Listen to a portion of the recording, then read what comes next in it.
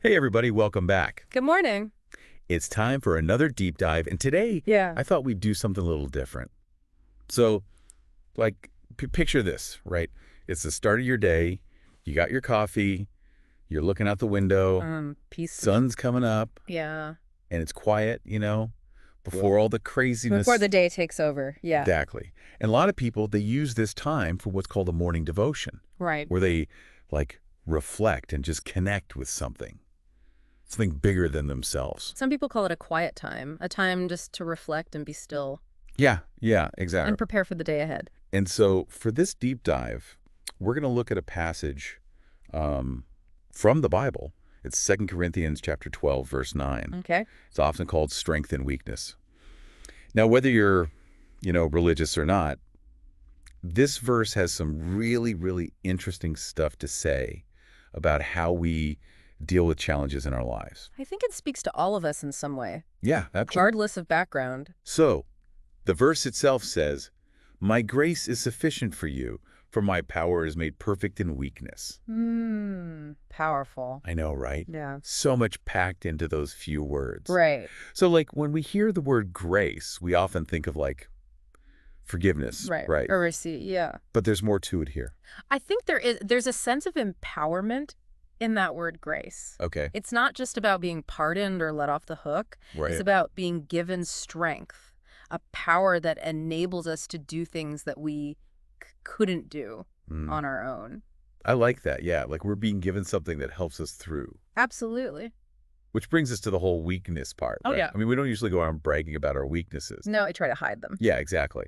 But this verse, it's telling us to see them differently. It flips the script, doesn't it? It does, yeah.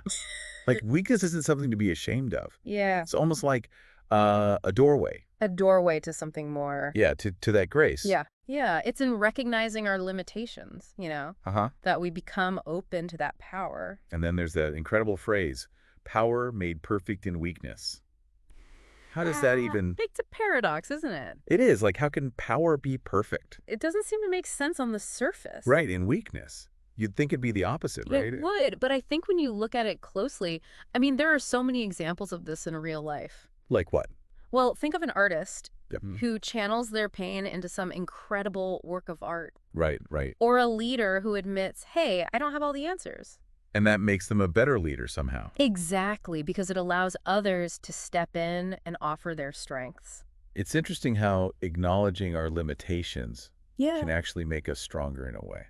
I think it allows for more genuine connection, and it allows that grace, that power we were talking about, to work through us. Cool. So to bring this back to all of us listening, the source material has this takeaway. Identify an area of weakness where you need God's strength. And I know that might not resonate with everybody, Right. but even if we set aside the specific mention of God, Mm-hmm. the principle still applies, doesn't it? Yeah. What about your own life? Where do you feel inadequate? Where do you struggle? Maybe those are the exact places Yeah. where we need to be open to something more, something bigger than ourselves. And there's a suggested prayer that follows in the source. Okay. It talks about acknowledging our need for help and asking for support. It's like admitting we can't do it all alone. Right. And, that could be a really tough thing to do. Yeah. But it's also incredibly empowering because it opens us up To all sorts of support. to new possibilities, to resources we might not have known we had. It's like those weaknesses become opportunities. It's a total shift in perspective, isn't it? It is. Instead of fearing them, Yeah. we embrace them. Because they become doorways Yeah, to something more. to growth, to resilience, to genuine strength. So as you go about your day, maybe keep that thought in mind. I like that. What if our limitations, those things we try so hard to hide, are actually the key to unlocking a different kind of power? What if they're not something to fear, but something to embrace? What if they're the cracks that let the light in? Beautiful thought. Thanks for joining us for this deep dive. We'll see you next time. See you then. Bye. Bye.